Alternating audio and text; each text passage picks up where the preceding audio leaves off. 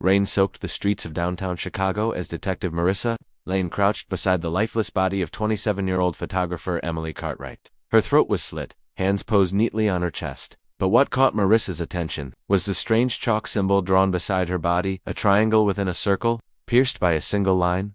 "Forensics says it wasn't there earlier," said Officer Dean. "The rain would have washed it away." Marissa stared. The symbol was too deliberate, too clean. Someone came after the kill to draw this dot. Her partner, Ryan Cole, joined her. "We've got no witnesses, no cameras, and no motive. Just this symbol." "That's not just a symbol," Marissa whispered. "It's a message. They didn't know yet. It was a signature. A chilling start of something calculated. Something meant to be followed, and they wouldn't understand the message until the next person died. 3 days later, a call came from Denver, Colorado. Another body. Same M.O. Jessica Mendez, 34. A school teacher was found strangled in her classroom after hours. No signs of forced entry, no DNA, no witnesses, but scrawled in thick red paint across the whiteboard was a new symbol, a square inside a triangle, with a vertical arrow piercing through it. When Marissa and Ryan arrived at the scene, the pattern chilled them. 2 victims, 2 cities, 2 completely different lives, Ryan murmured, staring at the red symbol. "But both with symbols, and both female, and both staged like art pieces," Marissa added. But something clicked. Marissa pulled out a photo of Emily's crime scene from Chicago and placed it beside a shot of Jessica's. The first symbol triangle inside a circle, now a square inside a triangle. "He's layering them," she realized. "It's not random, it's a sequence." Ryan narrowed his eyes. "But what does it mean?" Before she could answer, her phone rang.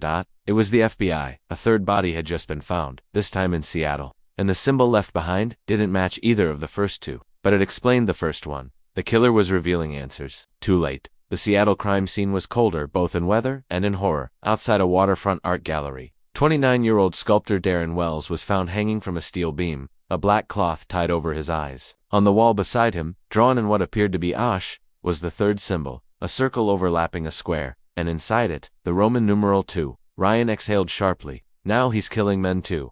Marissa nodded slowly. "Gender isn't." The motive symbolism is back in their hotel room. Marissa pinned the 3 crime scene photos side by side. Emily's symbol now made sense. It matched part of the second.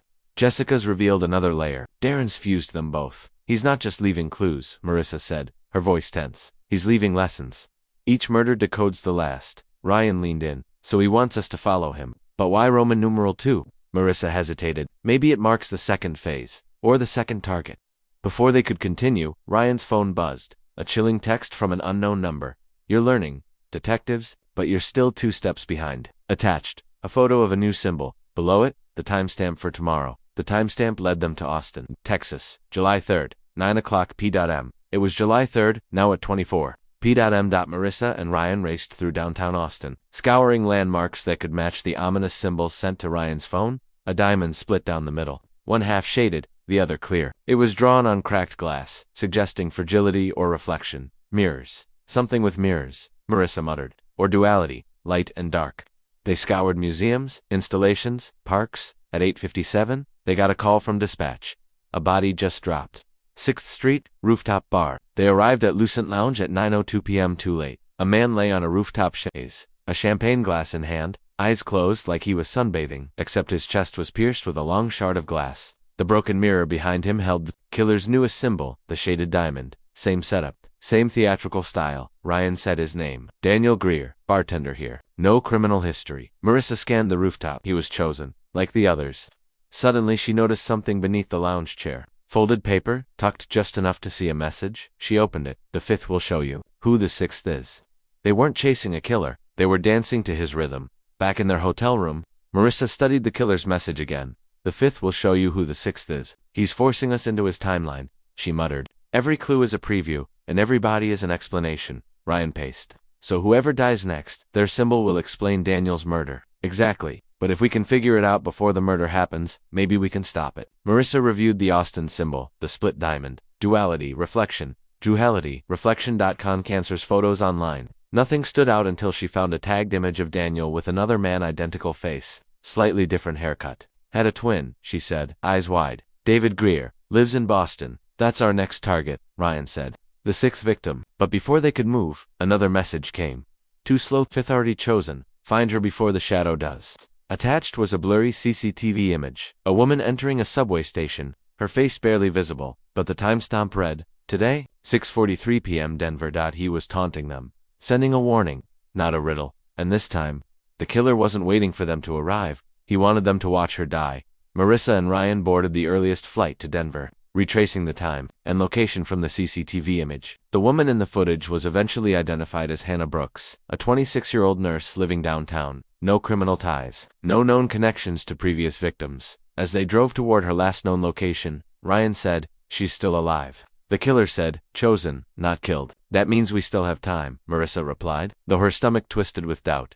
They traced Hannah's steps to a public parking garage, but found her car abandoned, keys still in the ignition. Nearby, painted across the concrete pillar, was the killer's newest symbol, two overlapping hearts, one cracked, one whole, skewered by an hourglass. The fifth symbol, Marissa said grimly, "Time's running out." Her phone buzzed. A video link?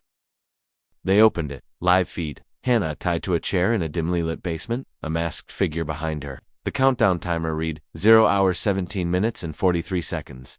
The killer was broadcasting it live. Marissa's hands shook as she tracked the IP. Ryan leaned over. "Wait, that background, I recognize the tile. Abandoned subway service station just off 38th. They raced across Denver's streets, a countdown ticking louder than sirens. In 17 minutes was already down to 11. They reached the abandoned subway service station in 9 minutes flat. The door was welded shut. "Back entrance," Marissa shouted, sprinting around the side. Ryan used a crowbar to force open a maintenance hatch. Inside, the tunnel stank of rust and mold. The countdown on the video now read 0 hours 2 minutes and 19 seconds. They ran into the darkness, guided only by Hannah's terrified whimpers echoing faintly through the stone corridors. Then, there she was, tied to a rusted chair, a slow-drip acid rig hanging above her, the masked figure gone, but the countdown still ticking on a timer duct-taped to her chest. 0 hours, 0 minutes, and 47 seconds, no time to disarm. Ryan yelled, slashing at the ropes with a knife. Marissa ripped the acid tubing upward, away from Hannah's face, as Ryan yanked her free. The three dove back as the rig exploded in a hiss of chemical steam. They had saved her. Barely. As EMTs took Hannah away. Ryan turned to Marissa. "She's the first one we stopped." Marissa nodded, eyes distant. "Which means now we know what Daniel's symbol meant." She pulled out her phone and showed the symbol from Austin, the split diamond. Dual identity. Daniel was the wrong twin. The real target was David Greer, Boston, Massachusetts, July 5th, 6:12 p.m. David Greer lived in a modest loft near Quincy Market, unaware that his brother's death was never meant for him and that he was the killer's actual target. Marissa and Ryan briefed him quickly. Daniel was meant to be the message. Ryan said, You're the meaning." David's hands trembled. "I haven't done anything." "That's the problem," Marissa replied. "This killer doesn't pick at random. You're part of the puzzle, whether you know it or not." They set up surveillance, with tactical teams surrounding the building. But Marissa was restless. Something felt too easy. She reviewed the past symbols, looking for a thread. Every symbol layered upon the previous: the dual hearts and hourglass from Denver, the split diamond from Austin, the Roman numerals. It hit her. "We misread it," she whispered. "He's not killing people. He's killing ideas, themes, secrets. And each victim represents one."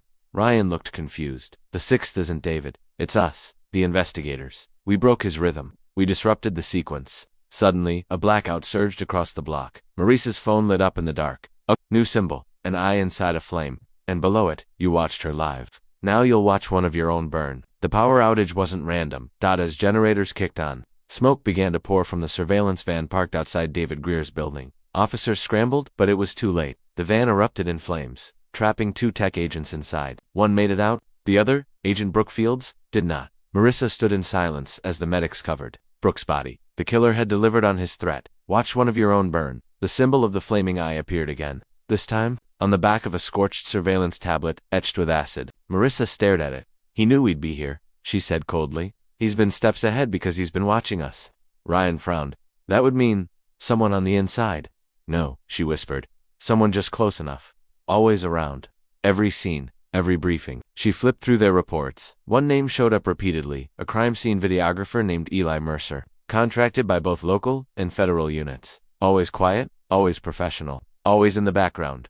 Ryan's eyes widened. That's who filmed Hannah's live stream. They'd been looking at crime scenes through his lens, exactly how he wanted them to see it. And the final symbol wasn't a message. It was an invitation. Marissa and Ryan traced Eli Mercer to a cabin deep in the woods of upstate New York, isolated, off-grid, and purchased under an alias 6 months ago. The air was thick with tension. This was it. Inside the cabin, symbols covered every wall, hundreds of them, drawn in chalk, blood, and ink. At the center, a massive diagram stitched everything together: circles, triangles, diamonds, hearts, all converging into one final symbol. An infinity loop, wrapped in barbed wire, with an eye at the center. A voice echoed through a hidden speaker. "System, you finally caught up. Took you 10 deaths." Eli's voice. Each symbol was a truth, each death a reflection. "You call me a killer? I call myself a mirror." He stepped out of the shadows calm, unarmed, almost smiling. "Didn't choose the victims randomly. I chose those who hid things, secrets, lies, double lives. You tried to solve the puzzle, but you were part of it," he said, looking at Marissa. "Your mother's case still unsolved. Your file sealed. Why?" Her blood ran cold. Ryan aimed his gun. "It's over, Eli." Eli stepped closer. "Is it? Or is this just the final clue?" He reached into his coat. A shot rang out. Eli fell. But as he hit the ground, a flash drive rolled out from his hand, marked with the final symbol. Marissa picked it up, plugged it in. Inside, footage of one more victim. Unidentified, still alive, still waiting. The symbol slayer's story wasn't over.